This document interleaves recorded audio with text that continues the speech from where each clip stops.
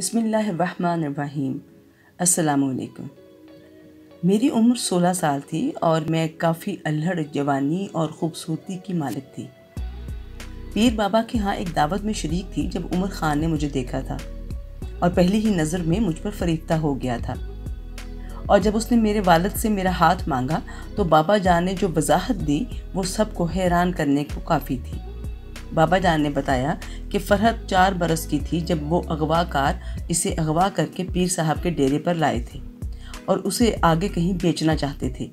اس کا چہرہ اس قدر معصوم تھا کہ میں اس کے چہرے سے اپنی آنکھیں نہیں ہٹا سکتا تھا، اور اس کی معصومیت پر ترس کھاتے ہوئے میں نے اس کی قیمت ان اغوا کار کو دے دی اور اسے اپنی بیٹی بنا کر اپنے گھر میں رکھا اور بڑے ناز و نام سے اس کی پرورش کی۔ اور پھر یہ فیصلہ کیا گیا کہ اگر عمر خان کو فرحت سے شادی کرنی ہے تو اس کی پرورش پر جو خرچہ آیا ہے وہ سلیم خان یعنی بابا جان کو ادا کر دیا جائے، تو وہ فرحت کو عمر خان کے نکاح میں دے دیں گے۔ اور عمر خان نے فیصلہ کرنے میں کوئی توقف نہ کیا، اور بظاہر عمر خان ایک قابل اعتماد شخص تھا، اس لیے پیر بابا نے اس رشتے کو قبول کرتے ہوئے مجھے عمر خان کے نکاح میں دے دیا، اور یوں میں فرحت عمر خان بن کر اس کے گھر چلی آئی۔ عمر خان کا رویہ میرے ساتھ کافی اچھا تھا اور وہ مجھ سے بہت پیار کرتا تھا، جس کی وجہ سے میں اپنے اور عمر کے فرق کو بھی اہمیت نہیں دیتی تھی اور اپنے گھر میں کافی خوش اور پرسکون تھی۔ لاکھ خوبیاں سہی، عمر خان میں شک کرنے کی بری خصلت موجود تھی، اور جب وہ مجھ پر شک کرتا تو اس کا سارا پیار، محبت اور حسن سلوک ختم ہو جاتا۔ اصل میں عمر خان کو میری خوبصورتی اور جوانی سے خوف آتا تھا کہ کہیں میں اس کو دھوکہ نہ دے دوں۔ جب عمر خان کا شک اور وہم حد سے بڑھنے لگا تو میری اس کے ساتھ ناچاکی بھی بڑھنے لگی۔ اس کی شک کرتی کھوجتی نگاہیں میرے دل کا قرار چھین لیتی تھیں۔ وہ صاف بات نہیں کرتا تھا کہ میں اپنی وضاحت دیکھ کر اس کی غلط فہمی کو دور کر سکوں، بلکہ اس کے ڈھکے چھپے زو معنی جملے اور ہنسی کے پیچھے چھپے تانے میرے دل پر برچھیاں بن کر لگتے تھے۔ وہ مجھ پر اوچھے وار کرتے جس سے میں تل ملا کر رہ جاتی۔ ہمارے پاس اللہ کا دیا سب کچھ تھا، کسی چیز کی کمی نہیں تھی سوائے ہم دونوں میں اعتماد کے، اور میاں بیوی کا رشتہ باہم اعتماد کے بغیر نہ تو کامیاب ہو سکتا ہے اور نہ ہی پھل پھول سکتا ہے، اور ایک کامیاب اور خوش و خرم زندگی کے لیے میاں بیوی کا باہمی اعتماد بہت ضروری ہے۔ نہ سمجھی کے باوجود میں نے خود کو سمجھا لیا تھا کہ اب زندگی جیسے تیسے اسی شخص کے ساتھ گزارنی ہے، اور یوں عمر خان کے شک و شبہ اور برچھیاں برساتی آنکھوں کے باوجود ہماری شادی کو 8 سال کا عرصہ گزر گیا اور میں 3 بچوں کی ماں بن گئی۔ عمر خان کی بڑھتی عمر اب اس کے لیے مسائل کھڑے کر رہی تھی۔ وہ دمے کا مریض بن چکا تھا اور بیماری کے مسلسل حملوں کی وجہ سے اپنے کام پر توجہ دینا اس کے لیے ناممکن ہوتا جا رہا تھا۔ اس کے بچے چھوٹے تھے اور یوں عدم دلچسپی اور کاروبار پر توجہ نہ دینے کی وجہ سے کاروبار دن بدن تباہ حالی کا شکار تھا۔ کچھ مہینے گزرے، عمر خان کی صحت اس قدر خراب ہو گئی کہ وہ گھر سے باہر نکلنے کے قابل بھی نہیں رہا اور کاروبار مکمل ختم ہو گیا۔ جب معاشی ابتری کا آغاز ہوا تو شروع دنوں میں تو میں اور بچوں نے صبر کے ساتھ حالات کا مقابلہ کیا، لیکن جب برداشت ختم ہو گئی تو میں نے محلے والوں کے کپڑے سلائی کرنا شروع کر دیے۔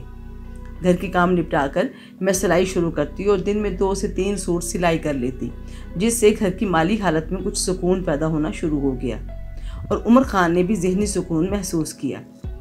آہستہ آہستہ اس کی طبیعت بھی بہتر ہونے لگی، لیکن مسلسل فارغ رہنے نے اس کو کاہل اور سست بنا دیا تھا، لہٰذا اب صحت یاب ہونے کے باوجود وہ سارا دن گھر میں پڑا رہتا۔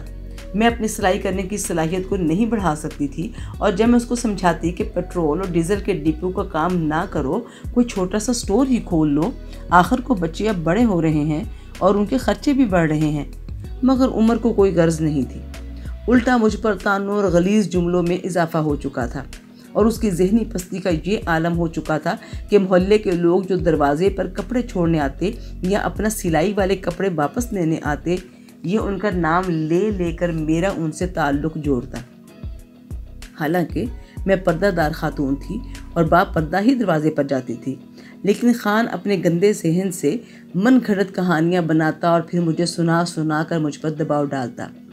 پہلے تو یہ سب مجھ تک محدود تھا، جسے میں صبر سے برداشت کرتی رہی تھی، لیکن اب معاملہ حد سے بڑھ رہا تھا۔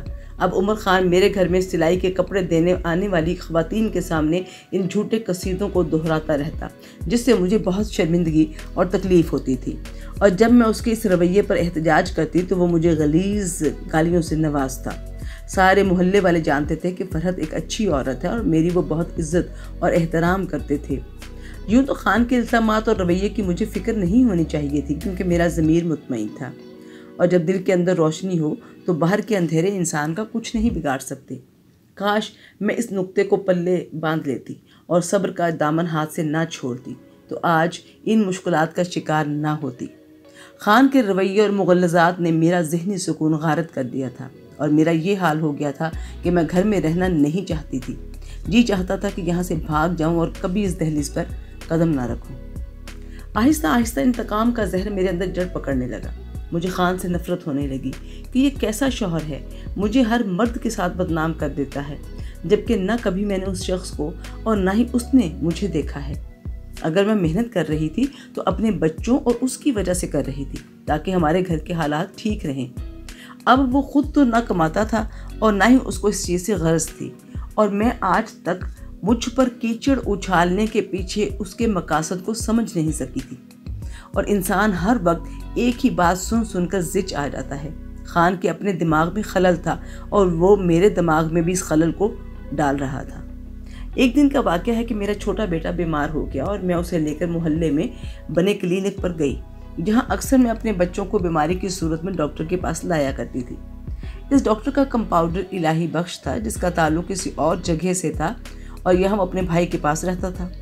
میں نے جب دوائی لی تو میرا بیٹا بخار کی وجہ سے چل نہیں سکتا تھا۔ میں نے اسے اٹھانے کی کوشش کی، لیکن مجھے خود کو چکر آ گیا۔ الہی بخش نے یہ صورتحال دیکھی تو وہ میرے پاس آیا۔ بہن، برا نہ مانو تو میں بچے کو اٹھا لیتا ہوں اور آپ کے گھر تک چھوڑ آتا ہوں۔ چونکہ اس کا بھائی ہمارے محلے کا ہی تھا جہاں وہ رہتا تھا، تو میں نے اس کو اجازت دے دی۔ وہ بچے کو اٹھا کر میرے ساتھ گھر تک آیا، اور گھر کے پاس پہنچ کر جب میں نے بچہ اس کے ہاتھ سے لیا تو عمر خان گھر کی چھت پر بیٹھا یہ سب دیکھ رہا تھا۔ بس پھر کیا تھا، پل بھر میں اس کے شیطانی دماغ نے میری بدچلنی کی پوری داستان تیار کر لی، اور گھر میں داخل ہوتے ہی مجھے غلیظ گالیاں بکنے لگا اور مجھ پر طرح طرح کے بہتان لگانے لگا۔ میں نے کہا کہ 5 سال کا بچہ تھا، میں اسے اٹھا کر نہیں چل سکتی۔ اتنی غیرت تھی تو گھر میں بیکار پڑے رہنے کی بجائے بچے کو خود ڈاکٹر کے پاس لے جانا تھا نا، یا پھر بچے کو اٹھا کر خود ساتھ چلنا چاہیے تھا۔ اس پر اس نے مجھے تھپڑوں اور گھونسوں سے مارنا شروع کر دیا، اور الہی بخش کا نام لے لے کر میرا اس سے بدچلنی کے رشتے کے تانے دینے لگا، اور باہر الہی بخش سمیت راہ گزر یہ سب تماشا سنتے رہے۔ الہی بخش کو یہ سب سن کر بہت افسوس اور دکھ تھا، اور اگلے دن اس نے ایک عورت کو ہمارے گھر بھیجا کہ عمر خان کی بیوی سے کہو کہ کلینک آ کر میری بات سن جائے۔ خان کو اگلے دن اپنے کسی عزیز کے جنازے میں جانا پڑ گیا، اور میں تو پہلے ہی تپی بیٹھی تھی۔ جیسے ہی پیغام ملا میں فوراً کلینک پہنچ گئی۔ الہی بخش نے مجھے مشورہ دیا کہ جب تمہارا شوہر تمہارے ساتھ اتنے ظالمانہ طریقے سے پیش آتا ہے تو تم اسے چھوڑ کیوں نہیں دیتی ہو؟ کب تک یہ اذیت سہتی رہو گی؟ اگر عمر کو چھوڑ دوں گی تو کہاں جاؤں گی؟ میرے بابا نے مجھے خرید کر پالا تھا اور میرے نکاح کے وقت عمر سے رقم وصول کر لی تھی۔ اب اصول کے مطابق میں وہاں نہیں جا سکتی، اور پھر 4 بچوں کی ماں کو کون پناہ دے گا؟ میں پناہ دوں گا، تم ڈرو نہیں، میں ہوں نا۔ خود کو ظلم کی چکی میں مت پسنے دو، زندگی خوبصورت چیز ہے، یہ رونے دھونے اور ہر وقت ظلم سہنے کے لیے نہیں ہے۔ اس لمحے تو مجھے الہی بخش کی باتیں اچھی نہیں لگی، لیکن گھر آ کر سوچا تو مجھے لگا کہ وہ ٹھیک ہی تو کہہ رہا تھا۔ کسی شکی مرد کے ساتھ رہ کر لمحہ لمحہ گھٹ کر مرنے سے تو ایک ہی دفعہ مر جانا بہتر ہے۔ بہرحال انسان کو اتنے بڑے فیصلے میں وقت تو لگتا ہے، اور میں تو پھر عورت تھی اور بہت مشکل حالت میں بھی تھی۔ چنانچہ عمر خان سے طلاق کا فیصلہ کرنے میں میں نے مزید 2 سال لگا دیے۔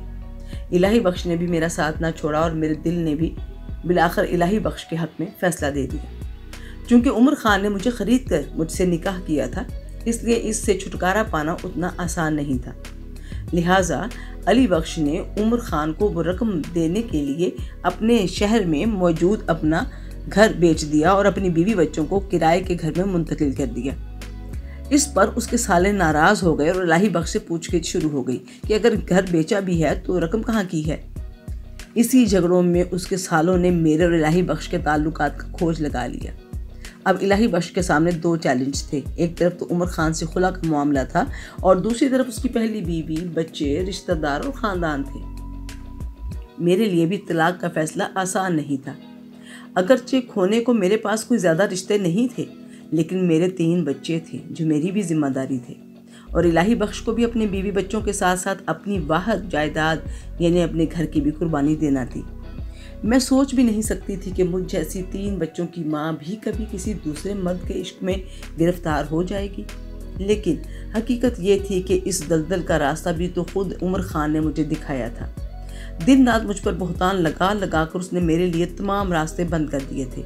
اب الہی بخش کی بیوی نے بھی کافی شور و غل مچایا ہوا تھا اور اٹھ کر میکے بیٹھی ہوئی تھی، اور سسرال والے الگ جھگڑوں میں الجھے تھے۔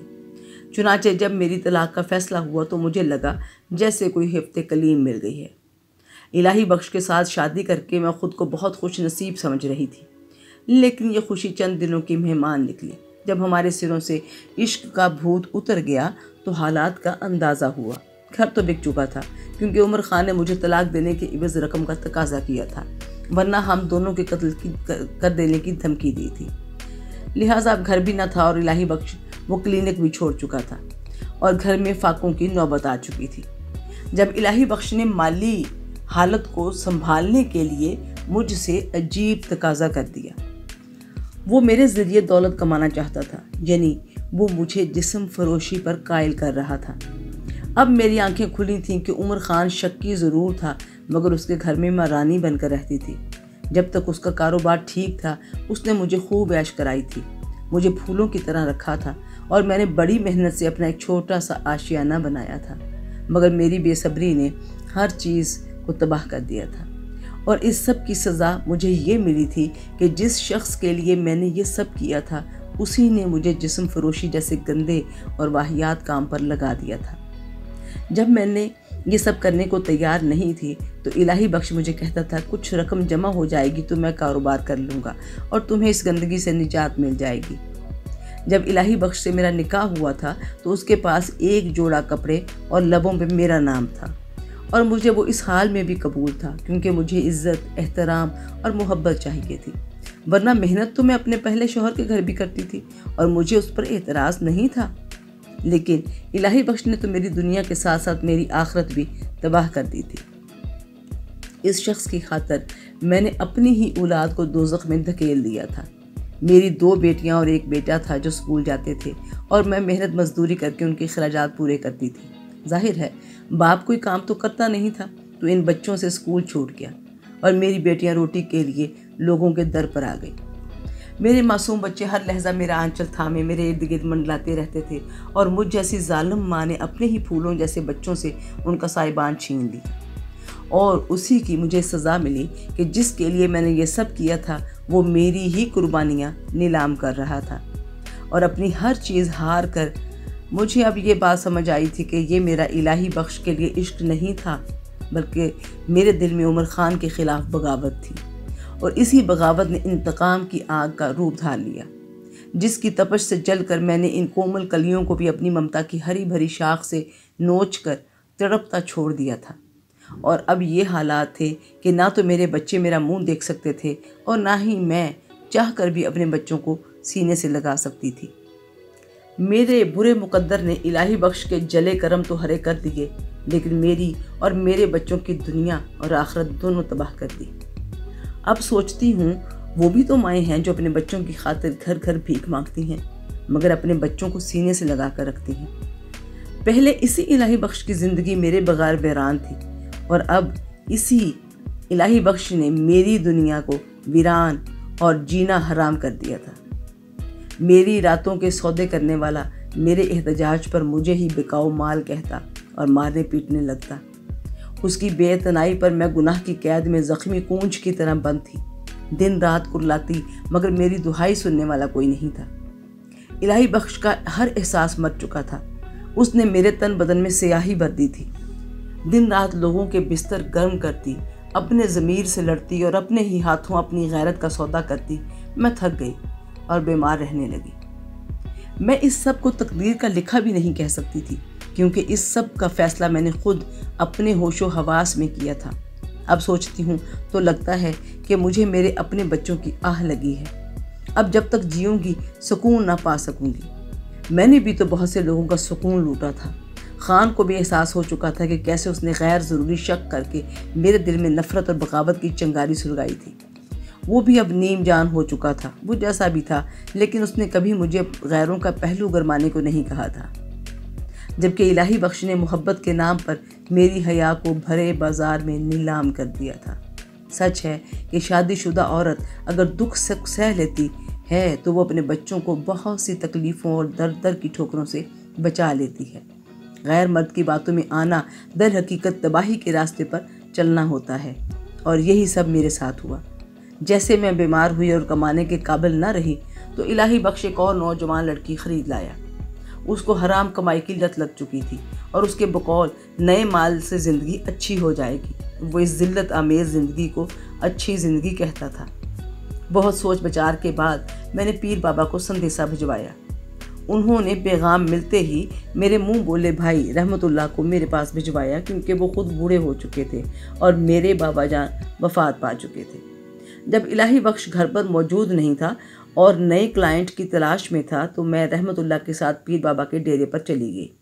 انہوں نے مجھے اس کم ظرف سے چھڑا کر اپنے پاس رکھ لیا اور میں بڑھاپے میں ایک بیٹی کی طرح ان کی خدمت کرتی رہی اور اپنے بچوں کے لیے تڑپتی رہی۔ ایک دن پیر بابا عمر خان کے گھر گئے اور اسے بچوں کو مجھ سے ملنے کی اجازت مانگی۔ اس نے بیٹیوں کو تو نہیں آنے دیا، لیکن میرا بیٹا پیر بابا کے ساتھ مجھے ملنے آ گیا۔ وقت گزرتا گیا، جلد ہی پیر بابا بھی انتقال کر گئے۔ میرے بچوں کو میرے ماضی کا کوئی علم نہ تھا جو الہی بخش کے ساتھ منسوب تھا۔ اب بچے جوان ہو گئے تھے جب ایک دن عمر خان بھی اچانک ہارٹ اٹیک سے انتقال کر گیا۔ میرے بچے مجھے واپس اپنے گھر لے آئے اور یوں اللہ نے مجھے معاف کیا اور میں اپنے بچوں میں اپنے گھر واپس آ گئی، اور میرے رب العزت نے میرے بڑھاپے کو سکون سے گزارنے کے اسباب پیدا فرما دیے۔ بچیوں کی شادیاں عمر خان نے وقت پر ہی کر دی تھیں۔ وہ اپنے گھر خوش ہیں اور مجھ سے ملنے آتی رہتی ہیں۔ میرا بیٹا چھوٹا تھا لیکن وہ اب برسر روزگار تھا، لہٰذا میں نے اس کی شادی کر دی۔ میری بہو بہت اچھی ہے اور میرا بہت خیال رکھتی ہے۔ بظاہر میرے دل میں اب کوئی خواہش باقی نہیں رہی سوائے ایک خلش کے کہ میں کون ہوں اور میرے ماں باپ کون تھے اور میں کہاں سے اغوا کی گئی تھی۔